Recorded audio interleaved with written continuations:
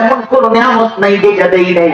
এর বান্দা এগুলো পাওয়ার পরে আমার নাফরমানি করছো, আজকে সেই পাপের পরিণাম হলো আজকে মিজানের পাল্লায় তোর আমলটা হালকা, নেকামল কিছুই নাই। ফাউলাইকাল্লাযীনা খাসিরু, যা জাহান্নামীদের সাথে যা, যারা ক্ষতিগ্রস্ত তাদের সাথে যা। ফাউলাইকাল্লাযীনা খাসিরু আনফুসাহুম, ক্ষতিগ্রস্তদের অন্তর্ভুক্ত হয়ে যা। ফি জাহান্নামা খালিদুন, এই জাহান্নামেই তোরা আজীবন থাকবি, এটাই তোদের স্থান।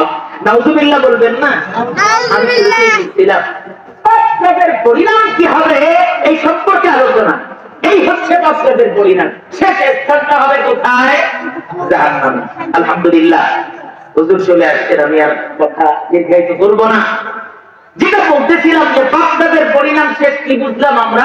আল্লাহ নিয়ামত দেওয়ার পরে যারা নাফরমানি করে একদিন মালিকের সামনে দাঁড়াতে হবে, নেকামল অর্জন করা হবে, যারটা ভারী হবে সে সফর, আর যারটা পাতলা হবে স্থান কোথায় হবে বলেন? আওয়াজ করে বলেন, জাহান্নামে। সুতরাং আমরা জাহান্নামে যেতে চাই না জান্নাতে যেতে চাই? তাহলে আজকে থেকে তওবা করে আমার জীবনে কখনো নামাজ ছাড়বো না, রোজা ছাড়বো না। সামনে রমজান মাসে গুনাহ মুক্ত হওয়ার জন্য এখন থেকেই গুনাহ ছেড়ে দিব, মা বোনরা পর্দা করব, মিথ্যা বলবো না, আল্লাহর জিকিরে কাটাবো, আল্লাহর স্মরণ করব। সেদিন আল্লাহই হবে একমাত্র আমার বন্ধু।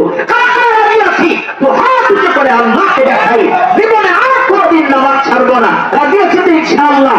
আওয়াজ করে বলেন ইনশাআল্লাহ। আল্লাহ যেন আমাদের সকলকে তৌফিক দান করে দেন। আল্লাহ যেন আমাদেরকে জান্নাতি মানুষের কবরে যাওয়ার তৌফিক দান করেন। ওয়া আখিরু দাওয়ানা আলহামদুলিল্লাহি রাব্বিল আলামিন। আপনারা বড় সুন্দর মানুষ, এত ধৈর্য সহকারে এত রাত্র পর্যন্ত বসেছিলেন। আল্লাহ যেন আগামী দিনেও আপনাদেরকে জান্নাতি মানুষ হয়ে এইভাবে দলে দলে মসজিদমুখী হওয়া আল্লাহ তৌফিক দান করেন। আপনাদের জন্য দোয়া থাকবে, আমিও দোয়া চাই। ওয়া আখিরু দাওয়ানা আলহামদুলিল্লাহি রাব্বিল আলামিন। আসসালামু আলাইকুম ওয়া রাহমাতুল্লাহি ওয়া বারাকাতুহু।